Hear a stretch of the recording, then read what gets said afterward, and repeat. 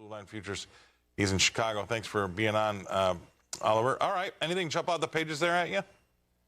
Well, it's nice to see all the grains working together, working to the upside this morning. Seems like everyone's got the rally cap on ahead of this week's USDA report out on Friday. So I wouldn't be surprised to see this strength continue into that. Looking at corn, we're right up against some big levels, 429 to 433. This was the top end of the range from last week, as well as a 20-day moving average, which we have yet to close out above in 2024. If we can get out above there on a closing basis, I wouldn't be surprised to see that extend the short covering rally up near 440, 445. At that point, I think it's going to be a big tug of war, and we'll probably have to wait for more of a fundamental catalyst to either give us a breakout or a failure. Now, soybeans, on the other hand, looking relatively constructive as well.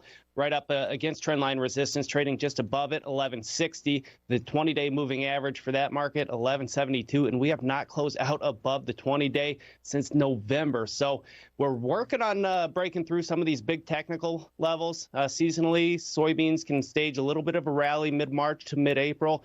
But it'll be important to see that data from the USDA at the end of the week to see if that'll be enough of a reason for these funds to cover.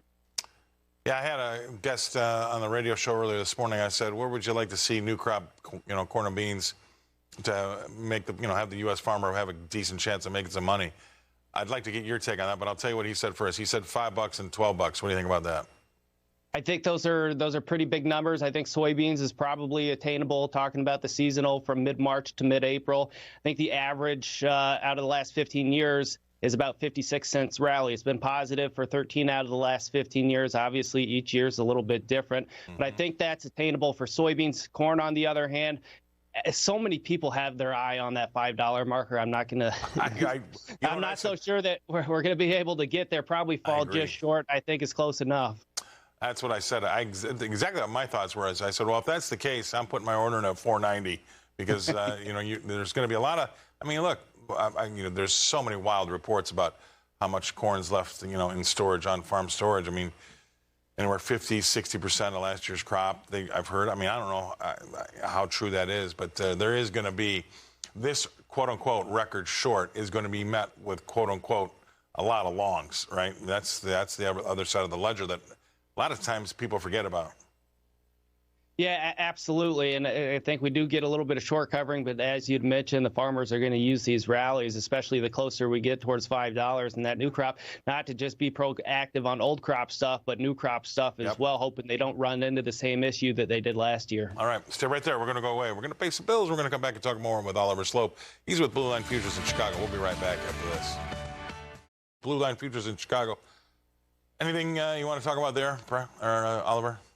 Well, as you'd mentioned, a nice move on Friday in the cattle markets and just kind of catching our breath here today. I'm still pretty optimistic on the live cattle market, especially that April contract and then June, which will be the next month. If we can get out above that gap, and for April that comes in near 190, I think we could really continue to see this snowball go uphill and accumulate some additional momentum. We saw funds were net buyers again last week, now net long about 50,000 contracts, which is relatively neutral and about half of what they were at their peak last fall.